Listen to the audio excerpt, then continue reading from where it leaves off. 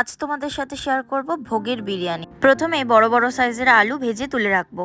তারপর কড়াইয়ে ফোড়ন দেব তেজপাতা, গোটা জিরে, তারপর দেখো আগে থেকে ম্যারিনেট করা সয়াবিন এখানে আমি দিয়ে দেব।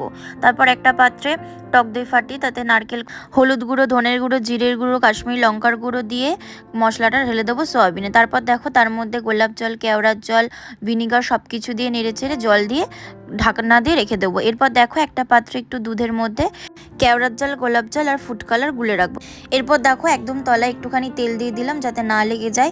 এরপর দেখো ভাতটা আমি আগেই করে রেখেছিলাম। তারপর এবার ভাতটাকে সাজিয়ে নেব। প্রথমে আলু, তারপর বিরিয়ানি, পরিমাণ মতো নুন, বিরিয়ানি মশলা, ঘি সব কিছু দিয়ে আমি 3টে লেয়ার করেছি। দেখো এরকম মাঝখানটা গর্ত করে তার উপর দিয়ে দেবো আতর। তারপর এটাকে দমে বসিয়ে দেবো 15-20 মিনিটের জন্য। তো দেখো বন্ধুরা, আমাদের ভোগের বিরিয়ানি কিন্তু একদম রেডি হয়ে গেছে। আর আজকে ভোগের বিরিয়ানির সাথে কিন্তু আমার নন্দ উৎসবে আমার গোপালকে কি কি ভোগ দিয়েছি সেগুলো তোমাদের দর্শন করিয়ে দিলাম। মিনুস কিচেনটা কিন্তু সাবস্ক্রাইব করতে